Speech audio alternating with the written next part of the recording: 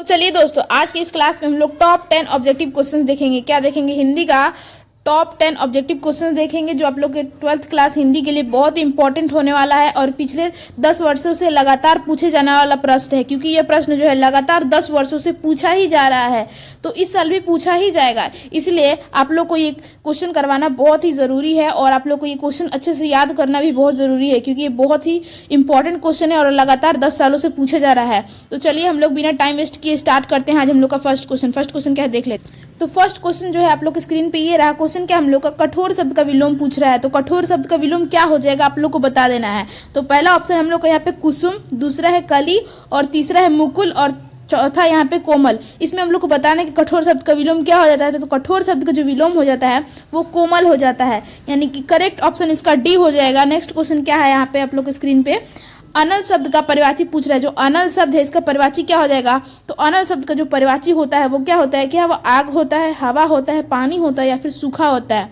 तो अनल शब्द का जो परिवाची होता है वो हवा हो जाता है, यानी कि राइट आंसर जो इसके लिए बी एकदम करेक्ट हो जाएगा। चलते हैं नेक्स्ट क्वेश्चन की ओर। क्वेश्चन क्या है यहाँ पे, पुराण शब्द का विशेषण बताना है। जो पुराण है इसका विशेषण क्या हो जाएगा। तो ऑप्शन है यहाँ पे हम लोग को पौराणिक, धार्मिक, पुराणिक और पुराना। इसमें हम लोग को क्या बताना है कि पुराण शब्द का विशेषण क्या हो जाएगा। तो पुराण का जो विशेषण हो जाएगा वो पौराणिक हो जाएगा, यानी कि राइट आंसर जिसके लिए ए एकदम करेक्ट हो जाएगा। चलते हैं नेक्स्ट क्वेश्चन की ओर। क्वेश्चन क्या पे यहाँ पे हम लोग का, ज्ञानेंद्रपति किस प्रशासनिक पद पर थे। तो किस पद पर थे, क्या वह जिला अधिकारी थे या फिर पुलिस अधिकारी थे या फिर कारा अधिकारी थे या फिर सेना अधिकारी थे। तो आप लोग को बताना है कि ज्ञानेंद्रपति जो है वो कौन से पद पर थे। तो वो जो थे कारा अधीक्षक अधिकारी थे। क्या थे, कारा अधिकारी थे, यानी कि कारा अधीक्षक थे वैसे। तो यहाँ पे कारा अधिकारी है, तो राइट आंसर इसके लिए सी एकदम करेक्ट हो जाएगा। चलते हैं नेक्स्ट क्वेश्चन की ओर। क्वेश्चन क्या है आप लोग स्क्रीन पे यहाँ पे, हार जीत कविता के रचयिता कौन है। यहाँ पे जो हार जीत है इस कविता के रचयिता का नाम बताना है। जिसके जो रचयिता हो जाएंगे वो कौन हो जाएंगे, तो वो जो हो जाएंगे अशोक वाजपेयी जो है हार जीत कविता के रचयिता हो जाएंगे, यानी कि राइट आंसर जिसके लिए ए एकदम करेक्ट हो जाएगा। बहुत अच्छा प्रश्न है, आप लोग को अच्छे से याद कर लेना है, बिल्कुल भी एक भी क्वेश्चन मिस मत कीजिएगा दोस्तों। नेक्स्ट क्वेश्चन क्या है हम लोग का यहाँ पे, मुक्ति बोध का जन्म स्थल कहाँ है। जो मुक्ति बोध है उनका जन्म स्थल बताना है कि वो कहाँ पे पैदा हुए थे। ऑप्शन क्या हम लोग का, रामगढ़, बी जो है हमारा श्योपुर, सी जो हमारा वाराणसी और डी जो हमारा भोपाल। इसमें हम लोग को बताना है कि मुक्ति बोध का जन्म स्थल कहाँ है। तो उनका जो जन्म स्थल है वो श्योपुर है। ठीक है दोस्तों, श्योपुर है, यानी कि राइट आंसर जिसके लिए बी एकदम करेक्ट हो जाएगा। चलते हैं नेक्स्ट क्वेश्चन की और। क्वेश्चन क्या है यहाँ पे हम लोग का, शमशेर बहादुर सिंह ने किस स्थान से बीए किया था।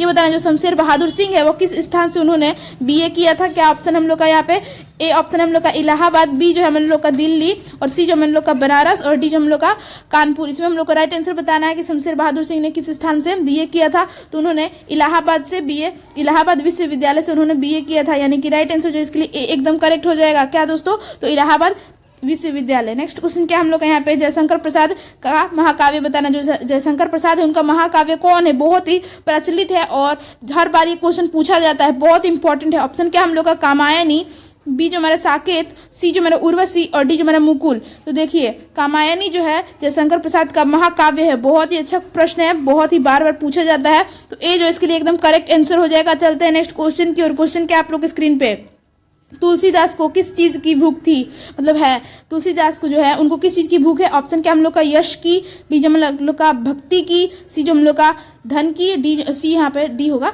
इनमें से कोई नहीं। तो आप लोग को बताना है कि तुलसीदास जी जो थे उनको किस चीज़ की भूख थी। तो उनको जो है भक्ति की भूख थी। किसकी थी, भक्ति की भूख थी, यानी कि राइट आंसर जो इसके लिए बी एकदम करेक्ट हो जाएगा दोस्तों। चलते हैं नेक्स्ट क्वेश्चन की और। नेक्स्ट क्वेश्चन क्या है आप लोग के स्क्रीन पे यहाँ पे, हिंदी साहित्य का सूर किसे कहा जाता है। जो हिंदी साहित्य का सूर है किसे कहा जाता है। ऑप्शन क्या हम लोग का, सूरदास, बी जो हम लोग का कबीरदास, सी हम लोग का यहाँ पे तुलसीदास और डी जो हम लोग का इनमें से कोई नहीं। इसमें हम लोग को राइट आंसर बताना है कि हिंदी साहित्य के सूर किसे कहा जाता है। तो जो कहा जाता है सूरदास को जो है हिंदी साहित्य का सूर कहा जाता है।